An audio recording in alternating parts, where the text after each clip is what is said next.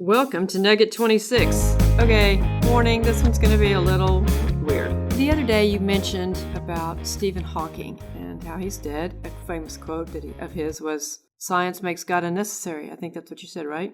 He's buried in Westminster Abbey outside of London, and our son actually went to stand on his grave, and Charles Lyell and Charles Darwin. And you and I have been to Jack Kevorkian's grave and many other famous people's grave. We just kind of wanted to explore that topic of some of these famous evolutionists, Stephen Jay Gould, Karl Marx, a lot of these men that have influenced our world in such a negative way. They're dead, they're gone, but their influence still lingers, and it's very pervasive in our society. So what can you add about this topic? We've been on the road a long time, for over a quarter century. One of the things we like to do is go to famous people's graves. And we've been to some very famous people, good, bad, ugly, and different, and rich and poor and famous, whether it's music or whether it's politics or whether it's just evil. It doesn't matter. Singers. We've been in just hundreds and hundreds of graves. The interesting thing is, even like standing at Jack Kevorkian's grave, just realizing and seeing that that's all that's left. His influence carries on.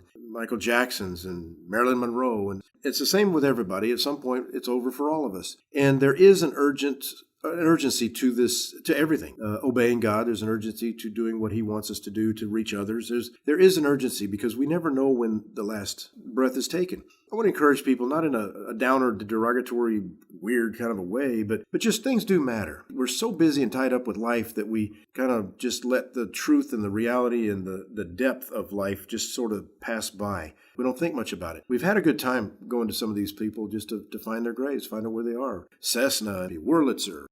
As you were saying that, I was thinking it's important what we do with our life, because what we did can continue on and will continue on. Leave a good legacy. Yeah, whether it was good or bad. So we need to all step up, don't we? We do. As Steve said, we have visited a lot of graves and been to a lot of famous cemeteries, military cemeteries, and just to honor our veterans. And those are very solemn places to go, and I encourage people to do that. Learn about our history and see these places. One day we were over in Phoenix, and so we got a list of famous people that were buried in the Phoenix area and found Waylon Jennings and Barry Goldwater, and then we found one other one. Well, I'll let Steve tell you what we came across. We were actually, I think it was in Scottsdale, the Phoenix area. Ted Williams. And, most of the time when we come up with these searches, they're, it's such and such memorial garden. And, but this one said Alcor. And I thought, that's strange. So it was a Saturday that we head out. Here we go. We're going out. We're checking these things out, taking pictures of all these different places. And anyway, we go to the address that it said to go to for Alcor.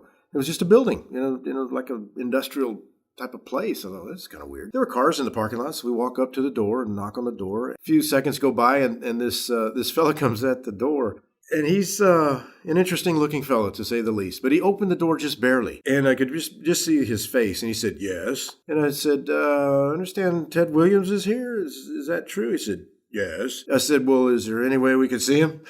He looked at me and said, "Come back Monday." And he closed the door. I'm thinking, well, that's weird.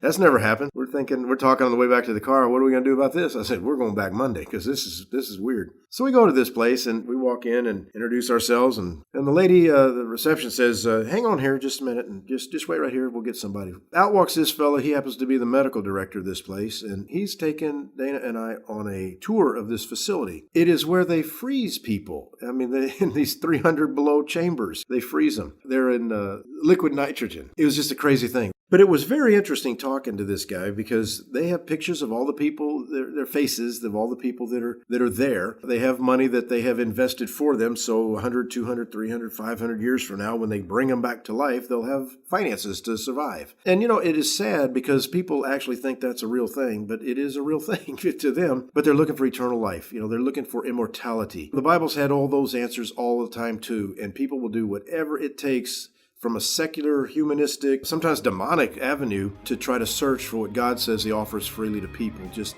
he gives us in his word how to attain that. And it's just kind of a sad reality, but a reality nevertheless. Hope you guys enjoyed that one. It's a weird deal.